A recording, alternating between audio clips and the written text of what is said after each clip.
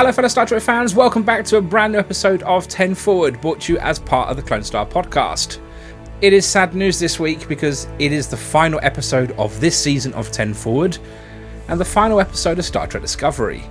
This week's episode is entitled Life Itself, and it is, of course, Season 5, Episode 10.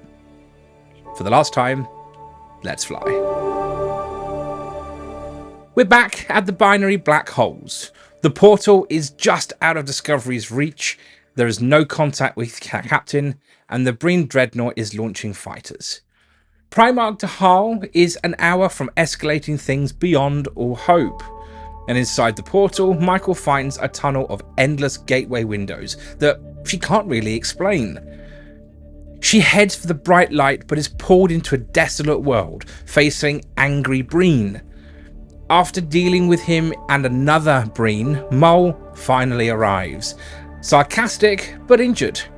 Michael offers a thermal regenerator, but the tensions remain as Lowell wants to use the tech to bring back Locke and distrusts the Federation. They fight through the shifting gravities and multiple worlds, and Michael finally connects emotionally, promising to help Mole, forming an uneasy alliance. Aboard Discovery, Commander Rayner struggles to reach the portal and fight the Breen.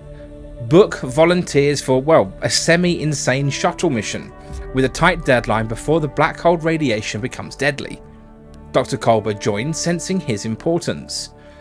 At Federation headquarters, Saru and Nan volunteer for a mission to confront Tahal in an unarmed shuttle, using Saru's calm, strategic diplomacy to buy them time.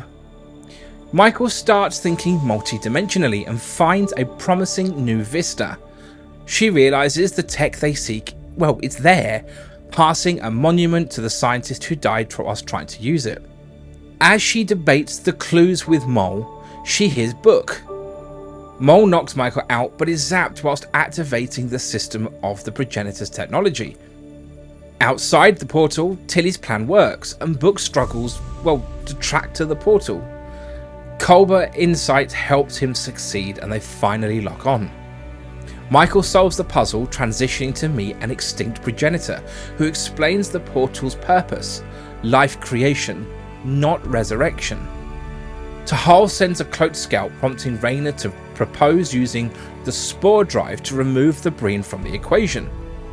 Inside the portal, Michael becomes the steward of the Progenitor's technology. During a montage of the battle, the Progenitors explain their race's mission is to create life. Michael decides to shut down the portal to prevent misuse, as one civilization should not have this power.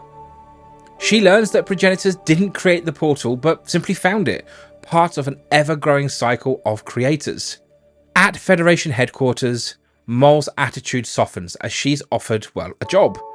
Kovic reveals himself as Agent Daniels, ending the Red Directive. Weeks later, at Saru and Tarina's wedding, Michael and Book plan their future. They're interrupted by a mission call, ending the season on a hopeful note. Years later, Michael and Book, now with grey hair, banter over coffee. Their son, now a Starfleet captain, takes Michael, now an admiral, to the USS Discovery for its final mission. Reflecting on her journey, Michael's orders "Let's fly" as the classic music swells. Goodbye Star Trek Discovery, we will miss you.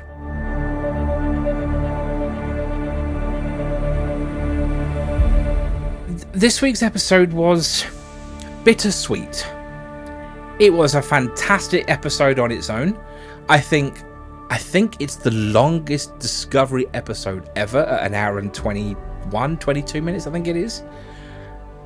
So I'm glad that the shorter episode we had this week paid off, because we've now gained that extra time for this week's episode. I really enjoyed the epilogue that was recorded at the end. Seeing some of the original cast members come back, it was great to see Owo, it was great to see Dentma again on the bridge, and almost sort of taking their final bow. Can we also just take a second to appreciate those brand new uniforms and deltas? They are incredible looking, and fan sets, I'm looking at you, we want those badges.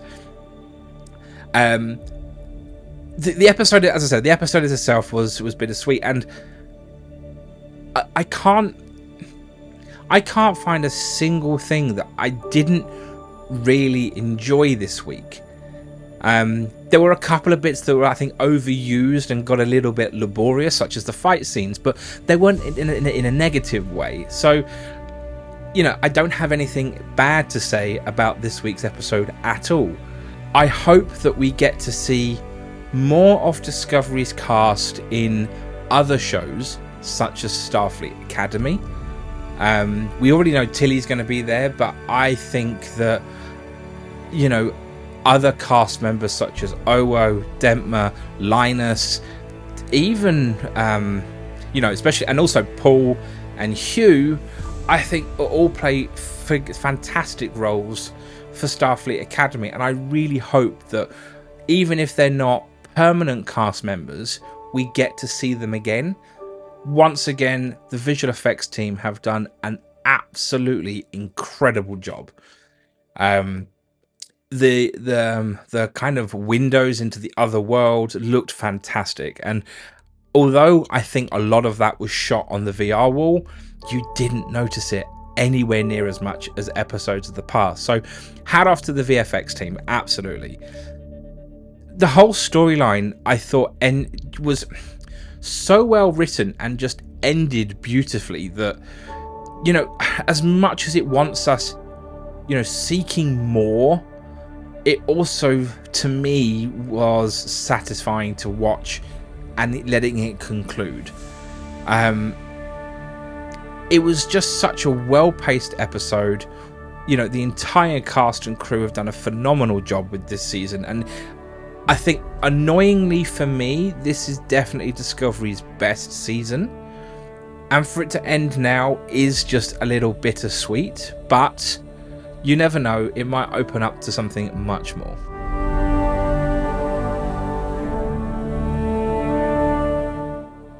My standout moment from this week's episode, I've thoroughly enjoyed the epilogue at the end. It just kind of tied the whole show up in a nice little neat bow on top. The fact that we essentially go back to where we first see Book back in the 32nd century, back to sorry, that's not entirely true actually. My standout moment from this season is the epilogue. It ends the show with a nice neat bow on top, and you know, it's great to sort of revisit places that we haven't seen for a long time, such as Sanctuary 4, and also those nice little tidbits such as Molly having a child. Really hark backs to the beginning of season 3, so it's really nice to see those parts again. The whole epilogue scene was fantastic. The new deltas and uniforms are incredible, and as well as whatever that deer creature was that Burnham was talking to, looked absolutely incredible. So hat off to the creature designers and the visual effects team, because that was just beautiful and it was so well put together.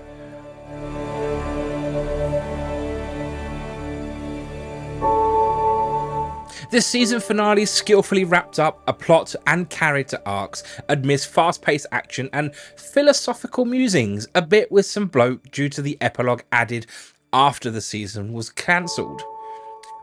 The season's themes of connection, diversity and family were woven throughout in true Discovery style. Michael Burnham's hero's journey was central, with Sonequa Martin Green delivering a stellar performance across varied plotlines and emotions.